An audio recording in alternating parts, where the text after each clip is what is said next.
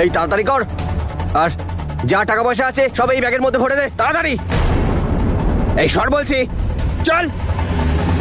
এই নড়বি না, একদম বলে দিচ্ছি।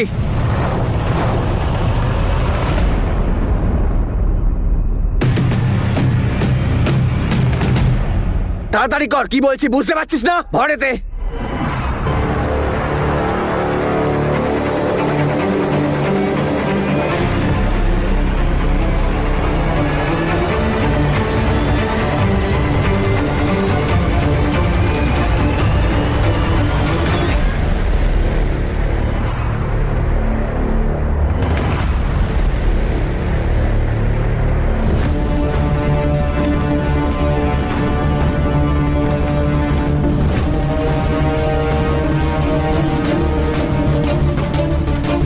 কেউ যদি পুলিশকে ফোন করার চেষ্টা করে তাহলে কিন্তু খুব খারাপ হবে।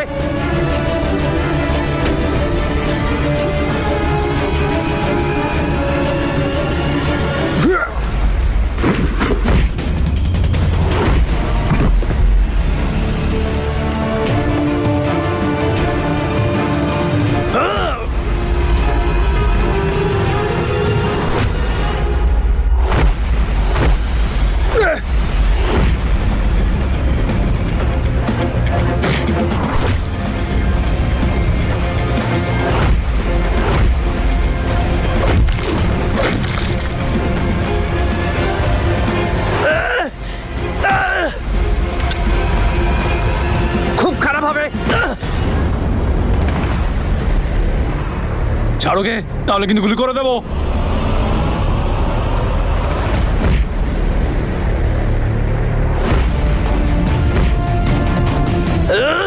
মার ওকে।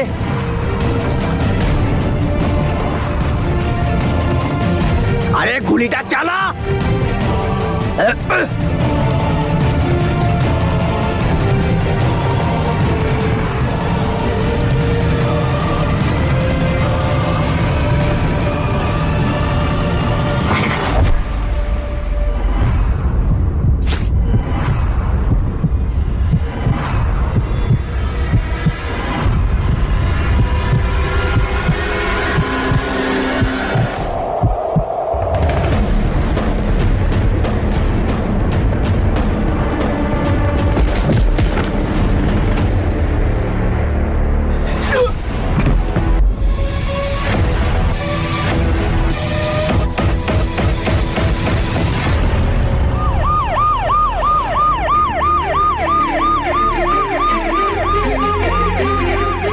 আসুন ইন্সপেক্টর, পেট্রোল পাম্পে ডাকাতি করতে এসেছিল এরা। স্যার, ওকে চিনতে পারছেন না? এখানকার বড় গুন্ডা তো। তোকে অনেকদিন ধরেই খুঁজছিলাম, আজকে তোকে ভালো করে আপ্যায়ন করব। চল নিয়ে যাও ওকে। থ্যাংক ইউ, আপনি সময় মতো ফোন করাতে আমরা এখানে আসতে পেরেছি। থ্যাংক ইউ আমাদের নয়, থ্যাংক ইউ ওনাকে বলুন, উনি আমাদের বাঁচিয়েছেন। থ্যাংক ইউ ইয়াং ম্যান, তোমার জন্যই চোরকে আজকে ধরতে পারলাম। স্যার, এটা ওদের গান। থ্যাংক ইউ, আপনি সত্যি খুব সাহসী। বাবা কোথায়? বাবা, বাবা তুমি কোথায় লুকিয়ে আছো? বলো না কোথায়। তনু আন্টি, বাবা কোথায়? তুমি তো প্রমিস করেছিলে বাবাকে আনবে। কোথায় আমার বাবা? বলো না। রিয়া, ওখানে লুকিয়ে নেই তো? বাবা,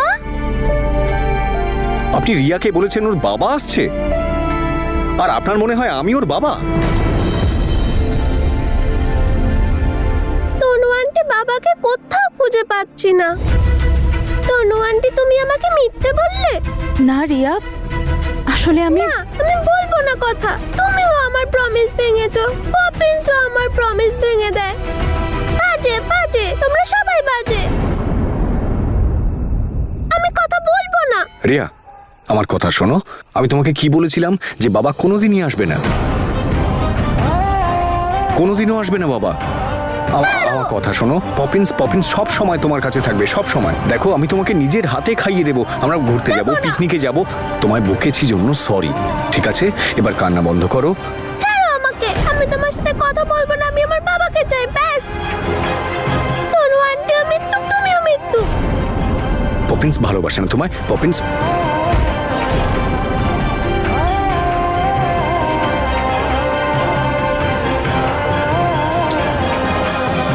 তনু ম্যাডাম, রিয়া,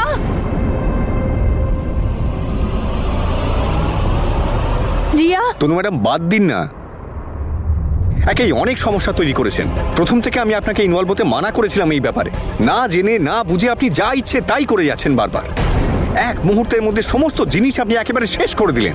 কত মাস পরে আমি ওকে একটু সুস্থ করেছি, স্টেবল করেছি, আর আপনি প্রমিস করে দিলেন, মিথ্যে প্রমিস, যে আপনি ওর বাবাকে নিয়ে আসবেন। কোত্থেকে নিয়ে আসবেন ওর বাবাকে শুনি? Angad, I am so sorry. আমি ভেবেছিলাম আপনি আপনারই মেয়ে। ম্যাডাম, ও আপনাকে পপিন্স বলে ডাকে, তাই ভেবেছি ভালোবেসে বাবাকে পপিন্স বলে।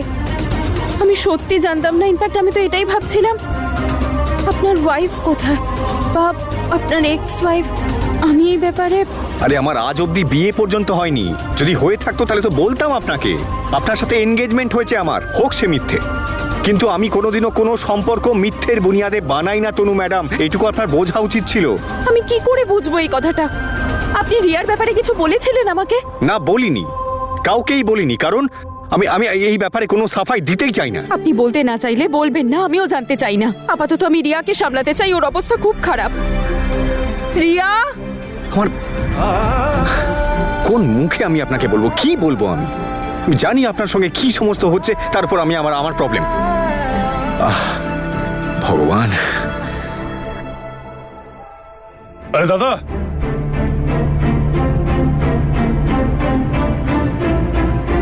থ্যাংক ইউ দাদা।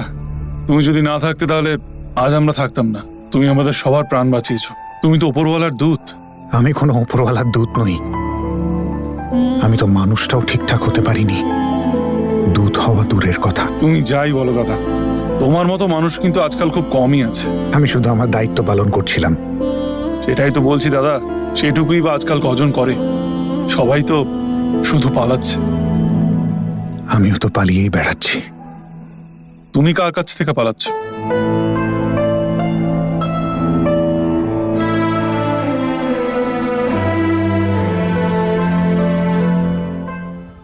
নিজের থেকে, নিজের ভাগ্যের থেকে। যদি বলি যে তোমার ভাগ্যই তোমাকে এখানে নিয়ে এসেছে, তাহলে আমি ঠিক বুঝতে পারলাম না। তুমি আমাদের জন্য এত কিছু করলে, তোমাকে কি এমনি এমনি যেতে দিতে পারি বলো? আরে দাদা, আমি এমনটাও কিছু করিনি। তুমি শুধু একবার বলো, তোমার যদি কোনো হেল্প করতে পারি আমি খুব খুশি হব। বলো দাদা। যদি এমনটা হয় তাহলে আমাকে একটা কাজ দাও, আর মাথার ওপর একটা ছাদ। ব্যাস, এই ব্যাপার। ধরে নাও হয়ে গেছে। তুমি শুধু একটা মিনিট দাঁড়াও, হ্যাঁ? আমি এক্ষুনি আসছি। তোমার মতো লোক কিন্তু আমরা আর পাবো না, এমন বিশ্বস্ত।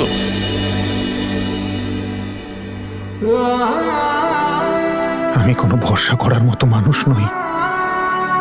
ভরসা ভাঙার মানুষ আমি। আমি তোমাকে আমার বন্ধু ভেবেছিলাম বীর। নিজের থেকে বেশি বিশ্বাস করেছিলাম। নিজের জীবনটাও তোমার নামে সঁপে দিয়েছিলাম। আর তুমি তার পরিবর্তে কি দিলে আমায়? প্রতারণা। যার পৃথিবীর সবচেয়ে বেশি ভালোবাসা পাওয়ার কথা ছিল, সবচেয়ে বেশি ভরসা পাওয়ার কথা ছিল, ওর ভরসাই ভেঙেছি আমি।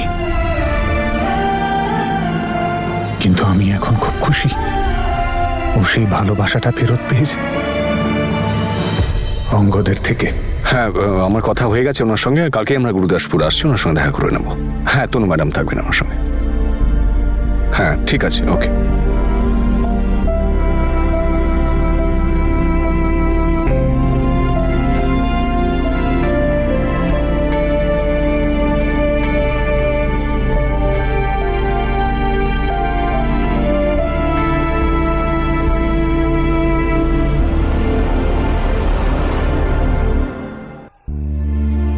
হয়ে গেছে তোমার কাজ। স্যার তোমার চাকরি পাকা করে দিয়েছে। আজ থেকে তুমি এখানেই থাকবে। এখানে আসার পথে এটাই হলো প্রথম পেট্রোল পাম্প, আর তাই এখানে সারাক্ষণ ভিড় লেগে থাকে। কামাইও বেশ ভালোই হয়। থ্যাংক ইউ সো মাচ দাদা। আরে কোনো ব্যাপার না। তুমি যে আমার কত বড় উপকার করলে, আমাকে কাজ পাইয়ে দিলে, আমার থাকার জায়গাটাও করে দিলে। গুরুজনেরা ঠিকই বলে, ভালো কর্ম কখনো বিফলে যায় না। তুমি যেটা পাচ্ছ সেটা তোমারই। আমরা তো উছিলাম মাত্র। চলো এসো। আরে এসো দাদা। যদি এটা সত্যি হয় তাহলে আমার সব ভালো কর্মের ফল তনুকে দিও উপরওয়ালা। ওকে অঙ্গদের সাথে সবসময় সুখে রেখো। ব্যাস শুধু এইটুকুই চাই আমি জীবন থেকে।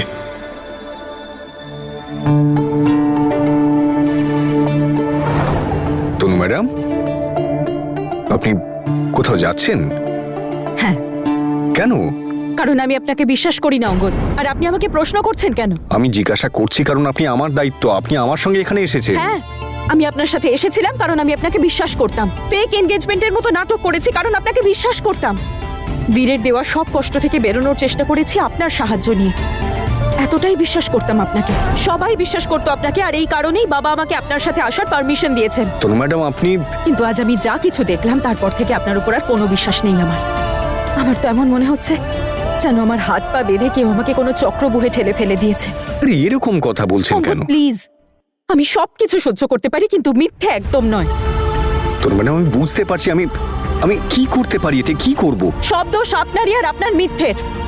আপনি কে, রিয়া কে, আপনার লাইফের স্টোরি কি আমি কিচ্ছু জানি না, আর এরকম মানুষের সাথে আমি থাকতে পারবো না। I am sorry Tanu madam, আমার রিয়া সম্বন্ধে সবকিছু আপনাকে বলে দেওয়া উচিত ছিল। I am really very sorry for that.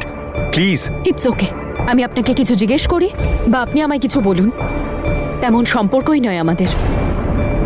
তাহলে এখানে থাকার আমার কাছে কোনো কারণ নেই অঙ্গদ। না, এই সময় মাঝরাতে আমি আপনাকে কোথাও যাওয়ার পারমিশন দিতে পারবো না। Sorry, not done. আমি এতটা বোকা নই যে এখনই যাব।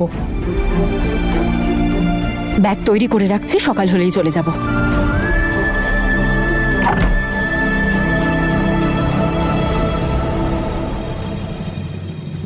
দেখুন তনু ম্যাডাম, আপনি যাননি এখনো? অঙ্গদ প্লিজ যান এখান থেকে, আমার ঘুম পাচ্ছে।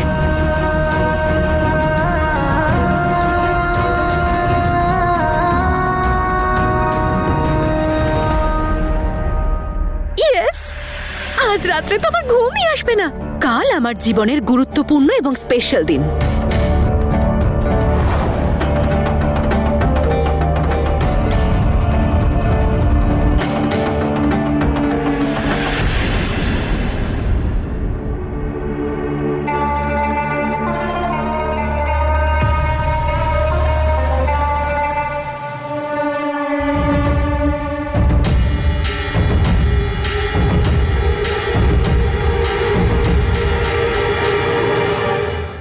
তাহলে আজ আমার প্রতিশোধের প্রথম দিন। বীর আর তনু, তোদের দুজনের জীবনটা আমি নরকে পরিণত করব। তোরা দুজনে আমার জীবনটাকে এমন ভাবে বদলে দিয়েছিস যে এই মুহূর্তে আমার জীবনের শুধু একটাই উদ্দেশ্য, শুধুমাত্র প্রতিশোধ নেওয়া।